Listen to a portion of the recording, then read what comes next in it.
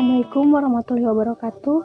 Perkenalkan, nama saya Lena Carlina dengan NPM 0319011241 dari Universitas Muhammadiyah Buton. Di sini saya akan menjelaskan PPT saya yang berjudul Konsep Waktu, Perubahan, dan Kebudayaan. Bisa dilihat di sini, konsep waktu dan sejarah. Sejarah dalam arti negatif. Yang pertama, sejarah itu bukan mitos, sama-sama menceritakan masa lampau. Sejarah berbeda dengan mitos. Mitos menceritakan masa lampau dengan waktu yang tidak jelas dan kejadian yang tidak masuk akal di masa sekarang. Yang kedua, sejarah itu bukan filsafat. Filsafat itu bersifat abstrak dan spekulatif. Dalam arti, filsafat hanya berurusan dengan pikiran umum. Yang ketiga, sejarah bukan ilmu alam. Sejarah sering dimasukkan dalam ilmu-ilmu manusia, human studies, yang kemudian dibagi menjadi dua, yaitu ilmu-ilmu sosial dan ilmu kemanusiaan. Yang keempat, sejarah itu bukan sastra. Perbedaan sejarah dan sastra paling tidak ada 4 hal, yaitu cara kerja, kebenaran, hasil keseluruhan, dan kesimpulan. Dari cara kerja, sastra adalah pekerjaan imajinasi yang lahir dari kehidupan seorang pengarang. Kemudian, sejarah dalam arti positif. Yang pertama yaitu sejarah adalah ilmu tentang manusia. Sejarah membicarakan manusia tetapi bukan cerita tentang masa lampau. Secara keseluruhan, manusia menjadi fosil menjadi kajian antropologi gawi. Benda-benda peninggalan sejarah menjadi kajian arkeologi. Yang kedua, sejarah adalah ilmu tentang sesuatu yang mempunyai makna sosial. Tidak semua peristiwa penting untuk perkembangan dan perubahan masyarakat. Yang ketiga, sejarah adalah ilmu tentang sesuatu yang tertentu, satu-satunya dan terencana. Sejarah adalah sejarah tertentu, partikular,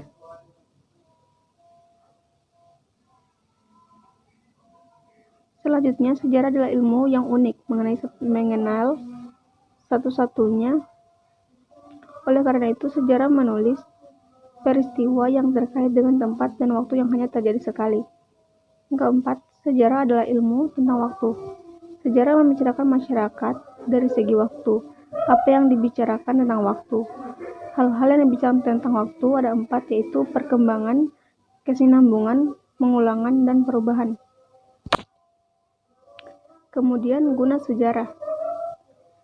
Menurut Koento Wijoyo, setidaknya guna sejarah dapat dibedakan menjadi 2, yaitu guna intrinsik dan guna ekstrinsik.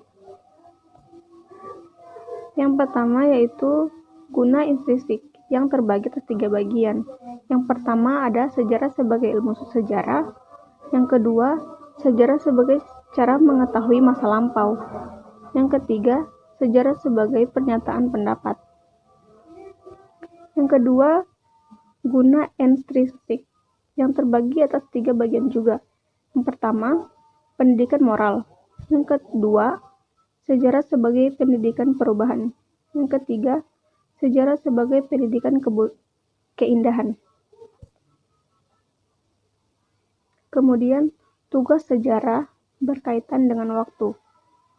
Para sejarawan sepakat bahwa ilmu sejarah bertugas membuka peristiwa ke masa lampau atau waktu yang lalu umat manusia, memaparkan kehidupan manusia dalam berbagai aspek kehidupan dan mengikuti perkembangannya dari masa yang paling tua hingga masa kini. Tugas sejarah membuka masa lampau umat manusia mengandung pengertian bahwa sejarah meneliti dan mengkaji peristiwa-peristiwa di dalam masyarakat manusia yang terjadi di masa lampau. Peristiwa pada masyarakat manusia dan masa lampau atau waktu yang lalu adalah sesuatu yang penting dalam definisi sejarah. Salah satu pengertian sejarah adalah ilmu tentang waktu di masa proses kelangsungan atau perjalanan waktu tersebut secara berkesinambungan. Kemudian, faktor-faktor yang menyebabkan perubahan sosial budaya. Yang pertama, faktor internal. Yang dimaksud dengan faktor internal ini adalah faktor yang berasal dari dalam masyarakat itu sendiri. Antara lain, yang pertama itu bertambah dan berkurangnya penduduk. Yang kedua, penemuan-penemuan baru inovasi atau innovation. Yang kedua yaitu pertentangan atau konflik dalam masyarakat.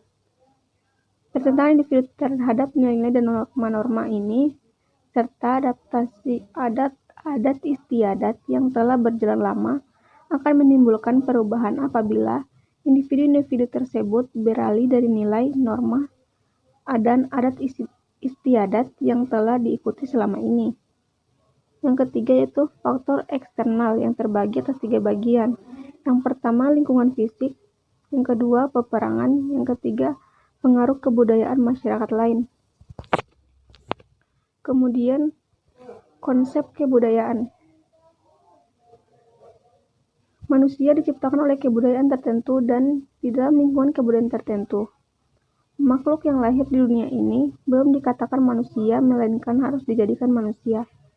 Manusia menjadi manusia oleh kebudayaannya, yaitu melalui adanya sistem pendidikan, bahasa, tata sopan santun, adat istiadat, dan lain-lainnya.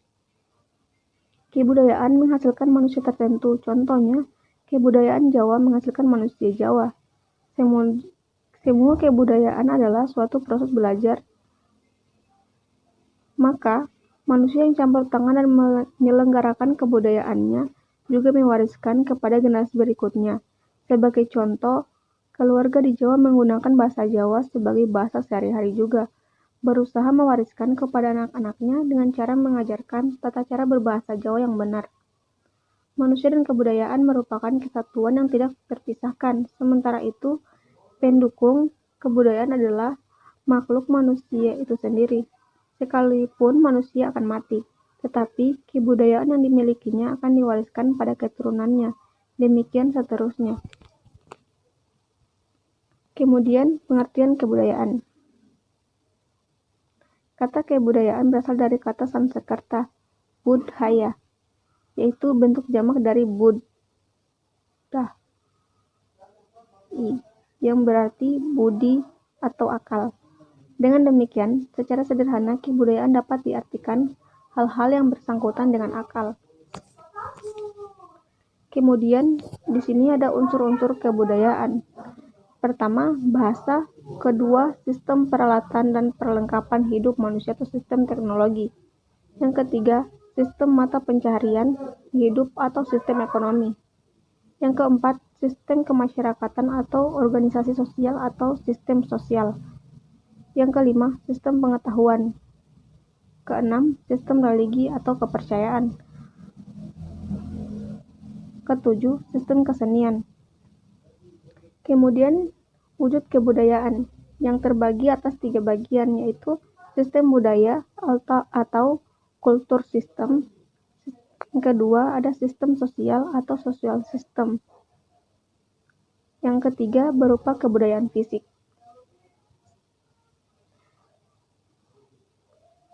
Baiklah, demikian dari penjelasan saya. Semoga dapat bermanfaat untuk kita semua dan teman-teman sekalian. Sekian dan terima kasih. Assalamualaikum warahmatullahi wabarakatuh.